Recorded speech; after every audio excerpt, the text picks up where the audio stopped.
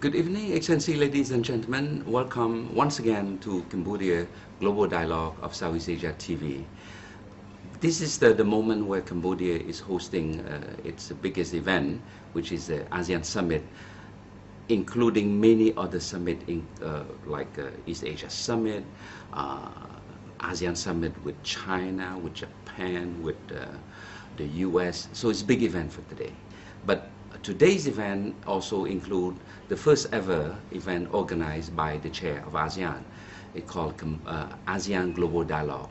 The idea is to invite the head of the major multilateral institution to come and meet the ASEAN and East Asia leader to exchange their view on the issue facing the world now, particularly as it impact ASEAN and Asia. And I have a great honor to have with us tonight His Excellency Mr. Pascal Lamy, who's the Director General of the World Trade Organization. Mr. Lamy, welcome. My pleasure. All right. Well, before we start, maybe I'll give you a minute to just let the audience know a bit about yourself. You have a long career. Yeah, well, I've been in these trade issues for roughly 20 years now. 20 years. In various positions, starting with the European Commission, where I was the EU Trade Commissioner, responsible for all trade negotiations, trade relations of the European Union with the rest of the world, which is where I first got to work with Cambodia, with ASEAN. And at the time, the issue was whether Cambodia would like to join the World Trade Organization. And we started working on this many, many years ago. And that's one of our common achievements. And then I moved to this position of WTO Director General, where I served 2 mandates, starting from 2005, and I was re-elected unanimously for 4 more years, and my term will end summer next year. Well, Mr. Lamy, I mean, with such a long exposure to trade issue, we're so honored that you could come for this summit to share your view on how ASEAN and East Asia could benefit from trade. And but before we get to that, I want to start a bit in the context of global situation. What do you see the global situation as it relates to trade? Where are we going now? Well, the world economy is not doing very well, as you know,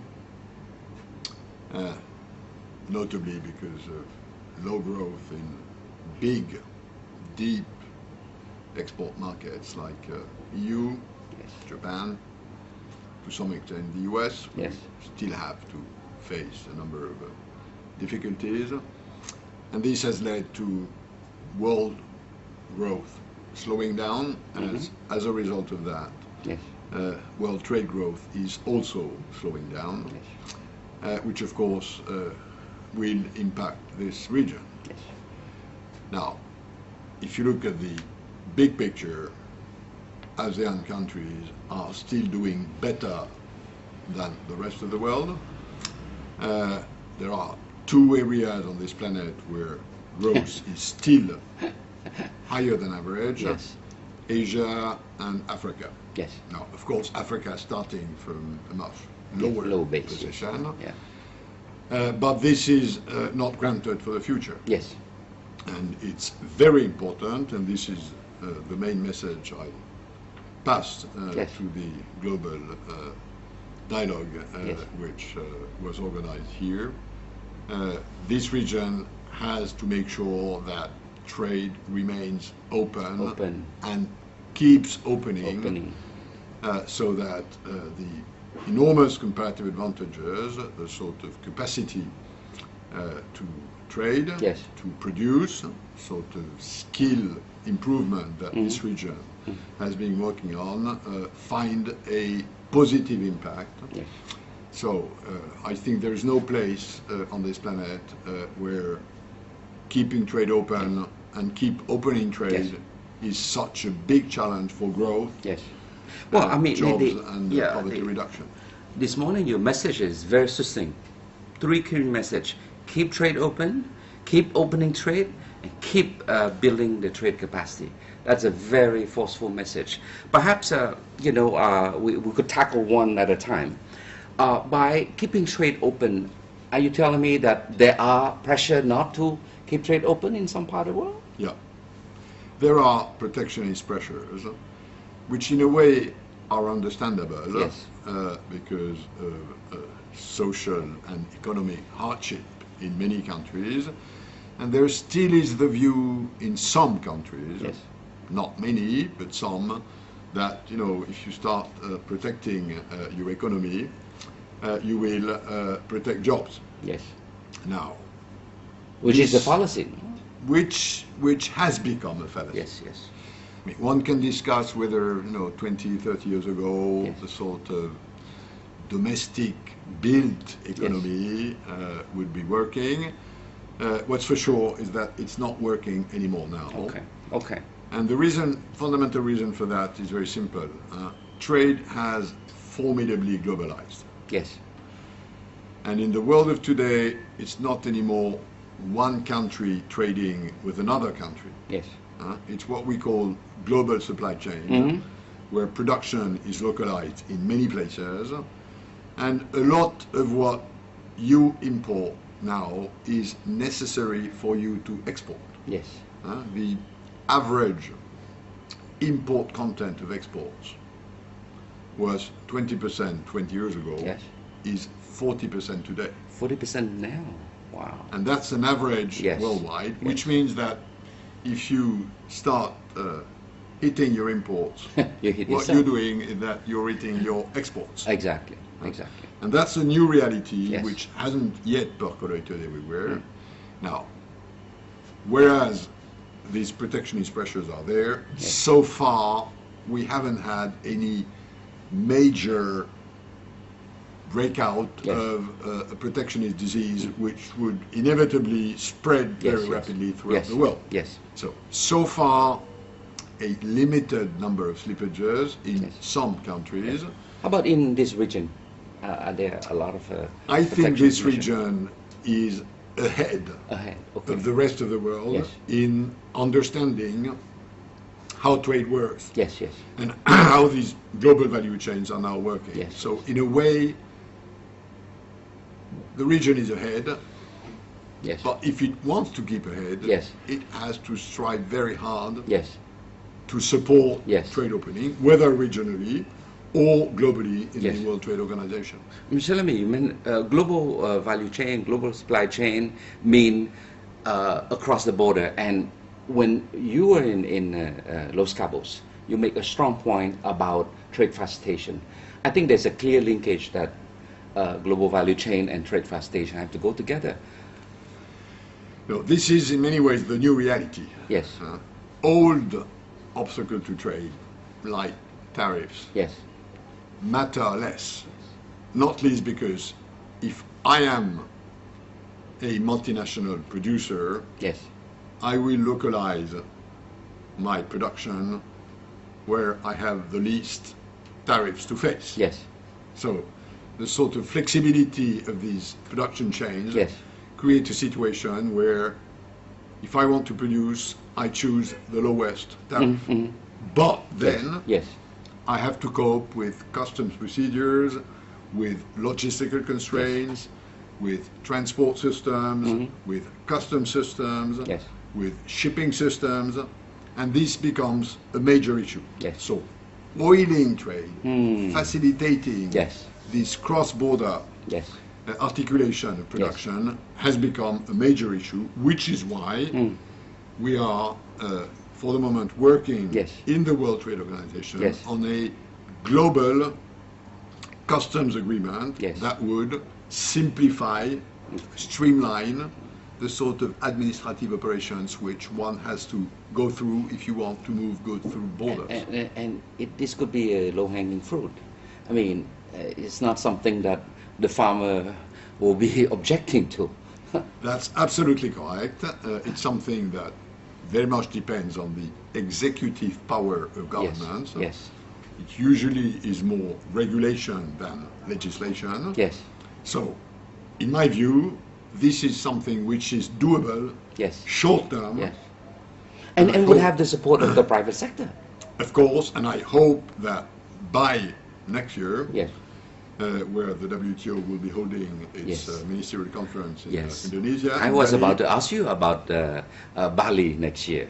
I hope that this is something which the Ministerial Conference Yes. next year Yes. in Bali could bless Yes. as a major step forward Yes. in order to facilitate trade, which at the end of the day is the core business Yes. of the World Trade Yes. Organization. Yes. So let me, one of the things that I think it's your baby, and I had the pleasure to be part of the process in Geneva, is Aid for Trade.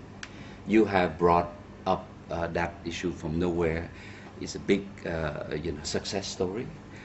It's moving forward. Tell us a bit about how is it going? Well, the reason, What's the future of Aid for Trade? no, the reason why I launched this Yes. initiative in 2005 is very simple. For many developing countries, acceding to markets Yes. in terms of tariffs, subsidies, services opening is one thing. Yes. But if you don't have the capacity Yes. to use this market access to the benefit Mm-hmm. of your economy, then it remains very theoretical. Exactly. So the idea was, let's make a big, coordinated international effort in order to focus as much as possible of development assistance to trade capacity Yes. building, whether it's infrastructures, transport, energy, production system, skills, Yes. training. This is the perimeter. Yes. And you're right, it has worked extremely well. Yes. We now, globally, worldwide, spend probably 40, 50 billion dollars a year, mostly for least developed countries, in order to help them Yes. grow their capacity. And we've had extremely positive results, whether in agriculture, Yes. in industry, in services, and this has contributed to putting together the necessary domestic conditions Yes, yes. for trade openings Yes. to work. So, And I think yeah. Cambodia Yeah. is a very good example of that. Yes. It has been a major beneficiary of Aid for Indeed. Trade. Indeed. And the reason for that is that, the system here Yes. got organized in a very efficient way, and notably through coordination Yes. of various agencies and ministries. Indeed. So the key really lies in the capacity of the receiving countries Yes. to express its priority, its strategies, and then whether it's World Bank, European Yes. Development Fund, USAID, Exactly. they go along. Yes. Mr. Lamy, I'm a bit worried in the sense that now, ODA may dwindle because of the economic pressure in the developed country. What do you see the future of Aid for Trade? You think that it will still have that momentum, Or should the country itself, let's say, for example, in Asia, we are in better position now. Should we contribute more? Should we commit more? Should we do more on our own? No, I think, official development assistance is an igniter. Yes. It's the first step. Yes. And my guess is that in the years to come, because of severe budgetary constraints Yes. In major donors, Yes. whether bilateral or multilateral, we probably will reach a sort of plateau. Yes. Plateau. Yes. Okay. Now, does this mean that Aid for Trade will not be available? I don't think so, provided we sort of switch it to investment for trade. Okay. All right. I Provided see. private resources Yes, indeed. are also put in motion, and you can see this happening. I was recently looking at, how much does an average African country pay on the international bond market. Yes. Zambia, a fortnight ago, placed bonds in the market at a lower price than Spain. Unbelievable. So this is the right way Yes. to sustain investment in productive capacity Yes. by combining Yes. public resources, and there probably won't be as much of that in the future as Yes. there was for the last Yes. 10 years, and mobilizing domestic savings or international investors, which then puts a lot of focus on Yes.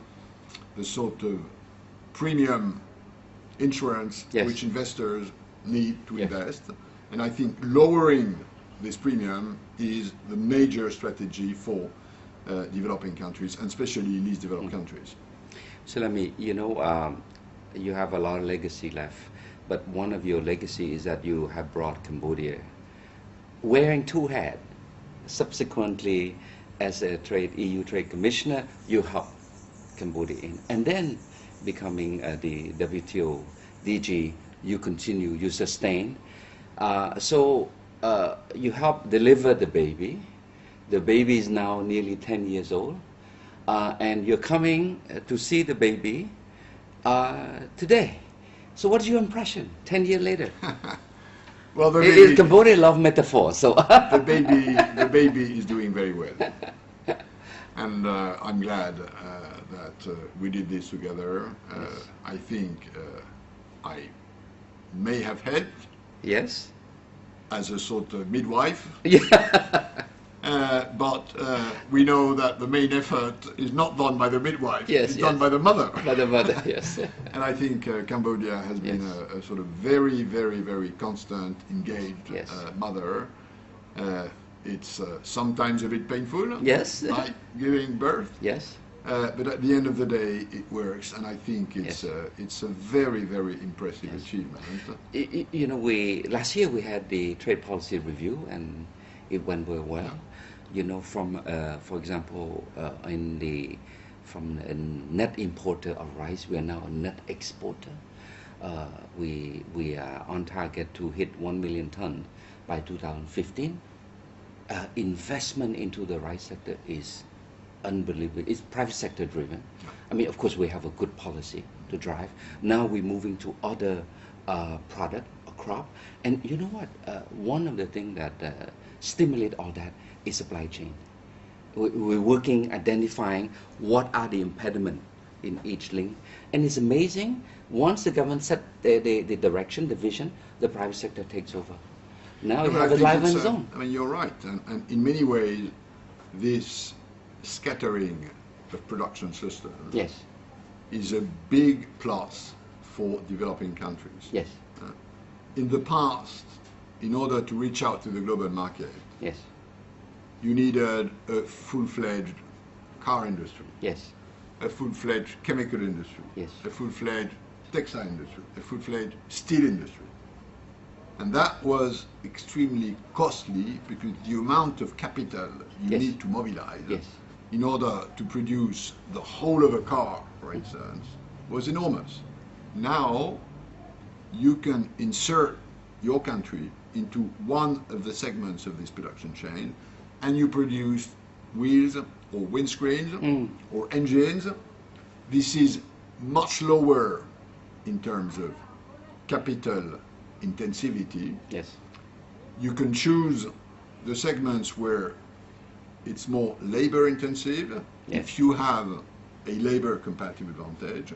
So in many ways, it makes development through the global market much easier. yes, Provided, of course, as you rightly said, provided you can identify the proper element, the proper segment where you can exploit and drive private resources in order to create jobs.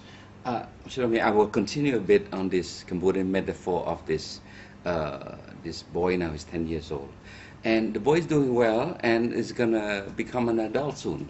So in a few more years, we will graduate from at least developed country status. There's a lot of fear, uncertainty. Oh my God, are we gonna fall into the middle income trap? So, what's your advice?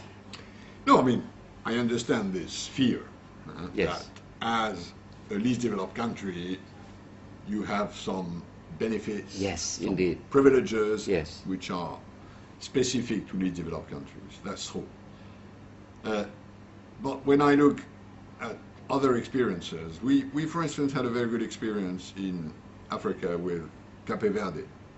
Cape Verde, because Cape Verde graduate? Exactly. Yes. And we, together with other international institutions, we sort of streamlined this process.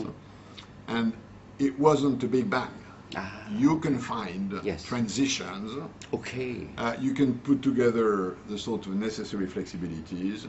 And the experiences we've had so far is that it has worked. And after all, you know, if you graduate from an LDC status, it's because you've grown. Yes. It's because your population is doing better. Yes. It's because you have less poverty. Yes. And what the experience shows is that once you have a sort of larger middle class, with people who start not only eating what they produce, yes, or consuming what they make, yes, but can make a bit of saving, then this helps growing the economy. So I wouldn't fear yes, this. okay. And as far as international regulations are concerned, yes, we've always found a way to smooth this transition in such a way that yes, it doesn't hurt an economy. Yes, yes.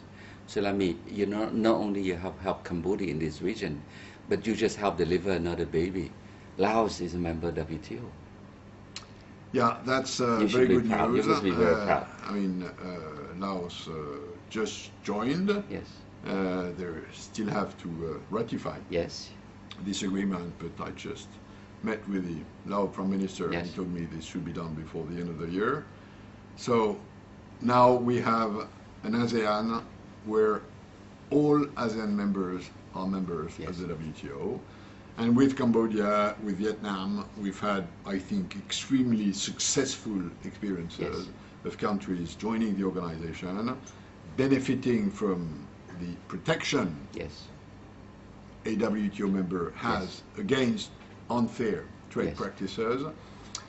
So I'm very glad that we've completed this. We still have a few other countries outside the region.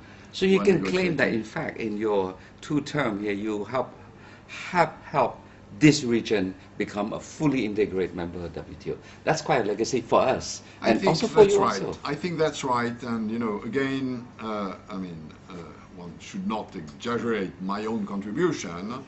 But the midwife helped. But you know, as we say in French, aide-toi et le ciel t'aidera. Voilà. That's I think the main lesson of these stories. So Lamy, we are coming to the end of the program. I'd like to give you a few minutes. What's your message to the Cambodian audience? No, I think my message is keep going. Yes. This country, this region has been a major beneficiary of globalization. I'm not saying globalization is all great. Yes. There are still areas where there are too many inequalities. Yes. Within countries, between countries. This needs to be harnessed. Yes. This implies strong domestic policies, including proper social systems for education, for retirement, yes, for health.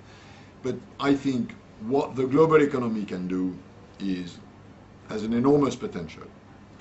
It can only be mobilized, it can only accrue if people, their governments, the individuals work hard themselves.